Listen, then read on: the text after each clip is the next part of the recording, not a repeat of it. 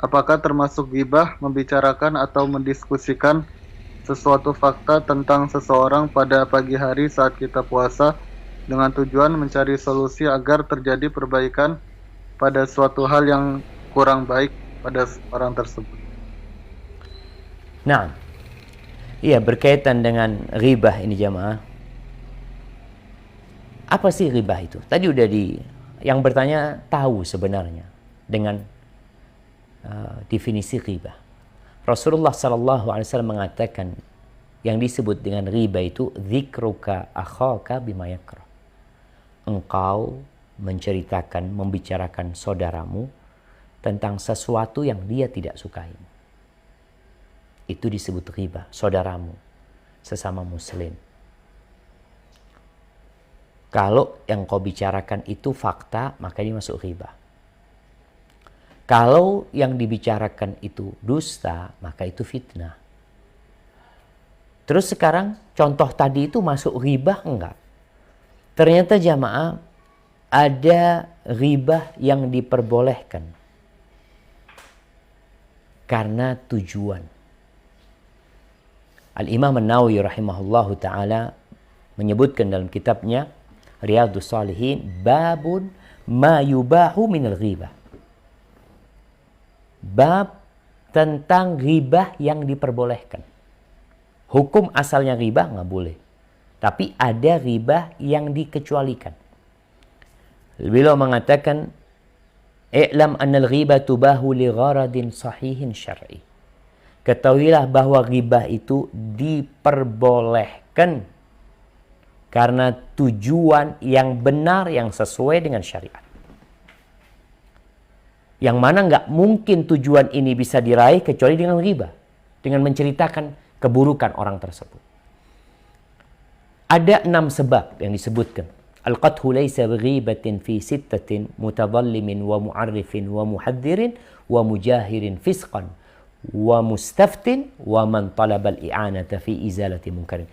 Yang pertama adalah mutadhallim, orang yang dizalimi.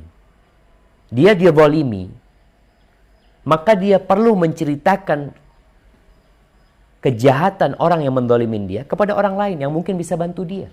Aku ini dizalimin kayak gini, kayak gini. Dia mencari solusi. Maka ini tujuan yang diperbolehkan. Jadi dia menceritakan kezaliman orang untuk mendapatkan bantuan, untuk mencari solusi. Yang kedua, mu'arrifin. Mu'arrif itu sekedar mendefinisikan, menceritakan tentang orang. Umpamanya kita ngomong, ada salam antum dari fulan. Dari umpamanya namanya, kita sebut namanya dia Suwito. Antum dapat salam dari Suwito. Suwito yang mana ya? Ada kawan antum dulu waktu SMA katanya. Suwito, antum gak ingat. Akhirnya itu loh yang pincang. Oh iya ya, anak ingat. Ketika dia mengatakan yang pincang, tujuan ini bukan untuk menyebutkan kejelekan. Enggak. Tujuannya hanya menjelaskan, ngasih tahu yang itu loh. Maka itu diperbolehkan. Kalau memang udah dijelasin dengan yang lain, nggak ada tahu dia. Tapi ada orang punya kekurangan-kekurangan, sehingga orang itu jadi faham. Yang ketiga, wa muhadzirin. Untuk mewanti-wanti orang. Hati-hati sama fulan. Fulan ini penipu. Ana sudah tertipu sama fulan. Dia pinjam uang sama ana untuk dagang, untuk ini tuh nggak bayar. Dan kalau diminta nggak bayar-bayar. Hati-hati, ana sekedar memberitahu, jangan sampai antum juga tertipu dengan ya manisnya dia, ketawanya dia. Ana ini pernah ketipu orang ya, subhanallah ya. Ada orang datang ke kantor, dia datang menceritakan ibunya, dia seakan-akan kenal ana. Ini itu waktu di Medina macam-macam lah. Akhirnya dia nyeritakan kesusahan ibunya. Ini ada ustadz-ustadz di dalam kantor ana itu, tahu-tahu mereka keluar. Setelah itu dia minta bantuan, ana bantu. Ana udah nggak enak perasaan ana. Selesai orang itu pergi, ustadz itu datang. Ustadz, fulan ngapain ustadz? Katanya ini ana ceritakan. Ya Allah ustadz, ana sudah pernah ketipu sama fulan. Ya Allah, antum sudah pernah ketipu sama fulan. Kok nggak ngasih tahu? Setelah kejadian baru ngasih tahu. Maka muhadzir boleh. Jangan berteman dengan fulan, fulan itu penipu. Jangan berteman dengan fulan, fulan itu narkoba. Jangan berteman dengan fulan, fulan itu memiliki pemikiran yang menyimpang dan menyeleneh. Itu boleh.